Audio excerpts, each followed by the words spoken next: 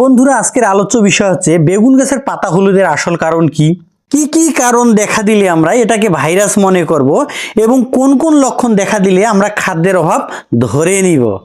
আরো জানতে পারবেন জলবায়ু পরিবর্তনে চাষাবাদের কলাকৌশল পরিবর্তন, পাতা হলুদ সমস্যার হাত থেকে রক্ষার জন্য আমরা কি কাজ করব এবং এই সমস্যা যেন আর কখনো না হয় তার জন্য আমাদের করণীয় কাজ কি আছে। যারা সম্পূর্ণ ভিডিওটি দেখবেন তাদের জন্য রয়েছে বোনাস টিপস। তো বন্ধুরা ভিডিওটি শুরু করার আগে যারা এখন পর্যন্ত আমার চ্যানেলটিকে সাবস্ক্রাইব করেন নাই, কৃষি বিষয়ে জানা অজানা নিত্য নতুন তথ্যের জন্য চ্যানেলটিকে সাবস্ক্রাইব করতে মোটেও ভুলবেন না। বন্ধুরা সর্বপ্রথম আমরা জানবো মোজাইক ভাইরাসের লক্ষণটা কি। মোজাইক ভাইরাসের প্রথম লক্ষণ হবে বেগুন গাছের পাতা সবুজের মাঝে গাঢ় হলুদ ছোপ মোজাইক করা পাতা দেখা যাবে, কুশিগুলোর বৃদ্ধি থেমে যাবে, গাছের এবং পাতার বৃদ্ধি বন্ধ হয়ে যাবে, আক্রমণের হার অনেক কম থাকবে, ফল ধরবে না, যদিও দুই একটি ফল ধরে তাহলে ফলগুলো আঁকাবাঁকা এবং শক্ত হয়ে যাবে। মোজাইক ভাইরাস কেন হয়, মোজাইক ভাইরাসের হাত থেকে রক্ষার জন্য আমরা কি কাজ করতে পারি, যদি আপনাদের জানার প্রয়োজন পড়ে অবশ্যই কমেন্ট করবেন।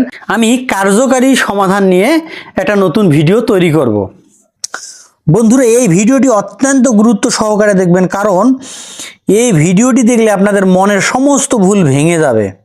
এখন আমরা জানি সারা বাংলাদেশের মাথা ব্যথার যে কারণ বেগুন গাছের পাতা হলুদ হয়ে যাওয়া, এটির কি লক্ষণ দেখলে আমরা ধরে নেব যে এই সমস্যাটি হয়। প্রথমত গাছের পাতা হলদে মোজাইকের মতো মনে হলেও ততটা উজ্জ্বল মনে হবে না, এর রং অনেকটাই ফ্যাকাশে হয়ে যাবে। 2 নম্বর, এই সমস্যার হার 50% থেকে শুরু করে 95 বা 100% পর্যন্ত হতে পারে। অনেকেই তো ভাইরাস মনে করে অর্ধেক গাছ তুলে ফেলেছেন। বেগুন গাছের হলদে পাতা আক্রান্ত গাছের ফল কম হলেও ফল হবে, কিন্তু ফল স্বাভাবিক এবং নরম হবে। বৃষ্টি হলে কিংবা স্বাভাবিক পরিচর্যা করলে গাছ সুস্থ হবে, যা ভাইরাস আক্রান্ত গাছ কখনোই সুস্থ হয় না। এটি যে ভাইরাস নয় তার আরেকটি প্রমাণ হচ্ছে, ধরে নিলাম আমি একজন খারাপ চাষি, কিন্তু আমার গ্রামে তো অনেকেই ভালো চাষি রয়েছে, তাদের কেন এই সমস্যা হয়েছে?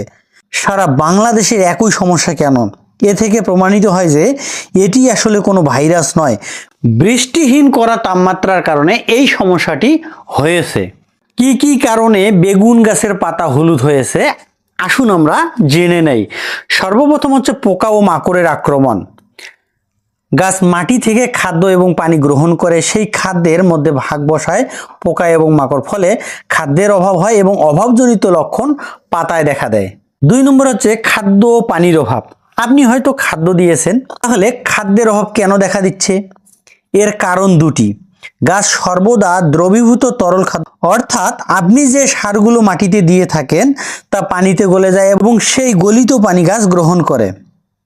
এখন কথা হলো, মাটিতে যদি পর্যাপ্ত পরিমাণ রসে না থাকে তাহলে কিভাবে সারগুলো গলে যাবে আর গাছে বা কিভাবে গ্রহণ করবে? এই কারণে সার দেওয়ার সত্ত্বেও গাছের খাদ্যের ঘাটতি দেখা দেয়। 2 নম্বর হচ্ছে বৃষ্টিহীন করা তাপমাত্রা। বৃষ্টিহীন অতিরিক্ত তাপমাত্রার কারণে গাছ যতটুকু পানি গ্রহণ করেছে সেই তুলনায় বেশি পরিমাণ পানি প্রস্বেদন প্রক্রিয়ার মাধ্যমে বের হয়ে গেছে, ফলে গাছের মধ্যে পানি স্বল্পতা দেখা গেছে এবং তার লক্ষণ পাতায় পড়েছে। এই কারণে গাছের পাতা হলুদ হয়ে গেছে। আপনারা আর একটা বিষয় ভাবুন, গাছ যে শুধুমাত্র পানি বের করে দিয়েছে তা নয়, এর সাথে কিছু খাদ্য উপাদানও বের হয়ে গেছে। আর জ্বলন্ত উদাহরণ, আমরা যখন ঘামি সেই ঘামগুলো একটু জিভে দিয়ে দেখেন, লবণাক্ত বলে মনে হবে। এ থেকে প্রমাণিত হয় যে ঘামলে মানুষের শরীর থেকে যে শুধুমাত্র পানি বের হয় তা নয়, সাথে লবণ, ভিটামিন এবং কিছু মিনারেলও বের হয়ে যায়। গাছের জীবনও ঠিক তেমনটাই ঘটে। এই কারণে গাছের মধ্যে খাদ্যের অভাব দেখা দেয়। এছাড়া মাটিতে যদি রস কম থাকে তাহলে অতিরিক্ত তাপমাত্রার কারণে মাটি গরম হয়, ফলে নরম শিকড়ের টিস্যুগুলো ক্ষতিগ্রস্ত হয় এবং ওই শিকড় দিয়ে সঠিকভাবে খাদ্য গ্রহণ করতে পারে না। এই কারণে গাছের শরীরে খাদ্যের ঘাটতি দেখা দেয়। তো বন্ধুরা এখন জেনে নেই এই সমস্যাগুলোর হাত থেকে বাঁচার জন্য আমাদের কি করা উচিত। বা এখন আমরা জেনে নিব জলবায়ু পরিবর্তনে সবজি চাষাবাদের কি কি কৌশল অবলম্বন করতে হবে। সর্বপ্রথম আমাদেরকে বেগুন রোপণের সময় পরিবর্তন করতে হবে। শতাধিক ক্ষেত পরিদর্শনের পর আমার কাছে মনে হয়েছে যারা জুলাই মাসের দ্বিতীয় সপ্তাহর পর থেকে বেগুনের চারা রোপণ করেছেন তাদের এই পাতা হলুদ সমস্যাটি সব থেকে বেশি দেখা গেছে, এবং যারা জুন মাসের মাঝামাঝি সময় থেকে জুলাই মাসের প্রথম সপ্তাহের মধ্যে চারা রোপণ করেছে তাদের ক্ষেত তুলনামূলক অনেক ভালো আছে। যদিও বা সমস্যা হয়েছে সেই ক্ষেতগুলো তাড়াতাড়ি রিকভার হয়েছে। প্রশ্ন হলো কেন? কারণটা হচ্ছে অতিরিক্ত তাপমাত্রা আসার আগেই সমস্ত বেগুন ক্ষেতের মাটি প্রায় ঢেকে গেছে, ফলে মাটি হিট হওয়ার সম্ভাবনাটা অনেকটাই কম ছিল। এই কারণে এই সমস্যাটা তুলনামূলক কম হয়েছে। তাই আপনাদের কাছে আমার পরামর্শ, আপনারা যারা আগামী মৌসুমে বেগুনের চারা রোপণ করবেন অবশ্যই জুন মাসের মধ্যে আপনাদের চারা রোপণ শেষ করতে হবে। দ্বিতীয়ত বিষয়টি, খরিফ মৌসুমে অবশ্যই মালচিং পেপার ব্যবহার করবেন।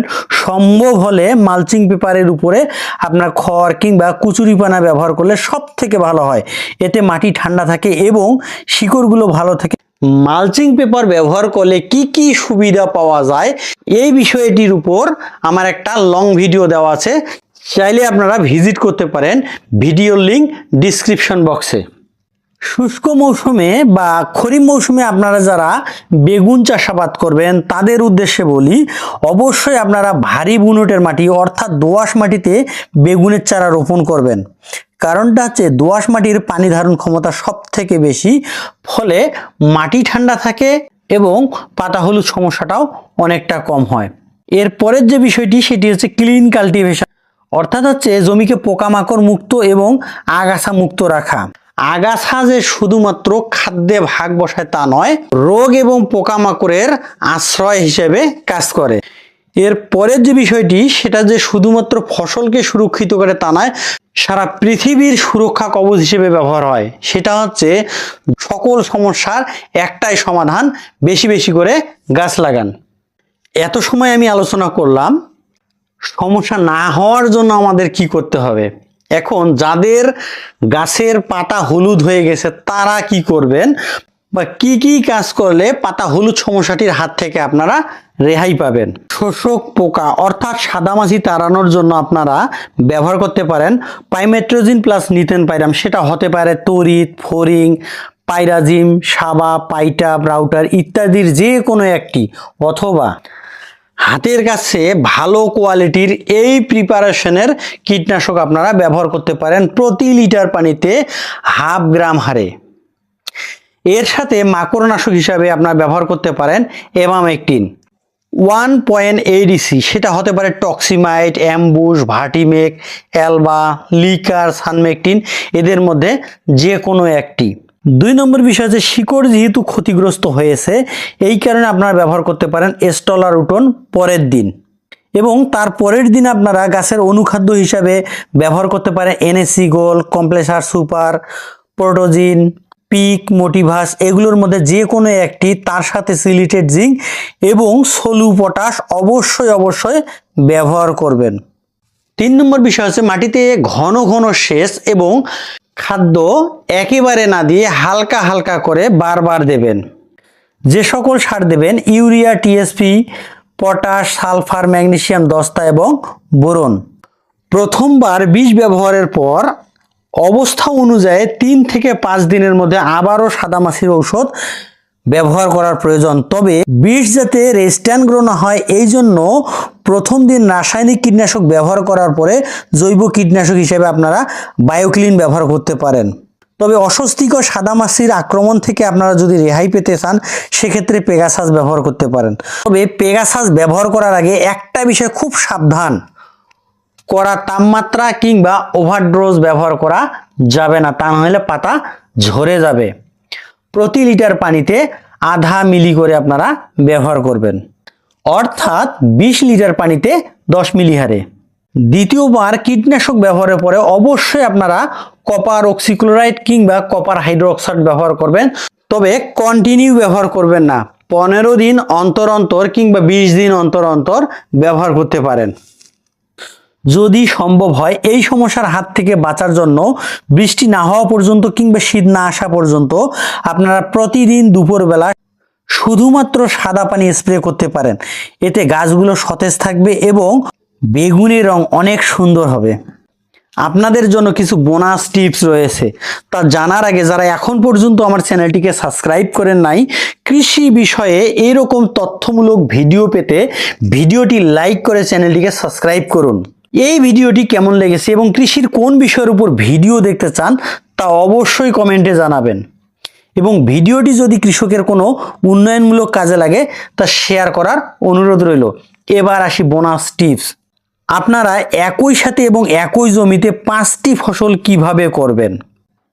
2 নম্বর, ধানের জমিতে 4 থেকে 5টি ফসল যা খাদ্য ও আলো বাতাসের কোনো প্রকার প্রতিযোগিতা সৃষ্টি করে না। শতকে লক্ষ টাকা আয়ের জন্য কোন ফসল চাষ করবেন এই সমস্ত ভিডিওর লিঙ্ক দেওয়া আছে ডিসক্রিপশন বক্সে, তাই ডিসক্রিপশন বক্সে গিয়ে লিঙ্কটিতে টাচ করলে ভিডিওটি দেখতে পাবেন। তো বন্ধুরা, এ পর্যন্ত দেখা হচ্ছে নতুন আর একটা তথ্যমূলক ভিডিওতে। সেই সাথে ভালো থাকবেন, সুস্থ থাকবেন, শুভ কামনা রইল।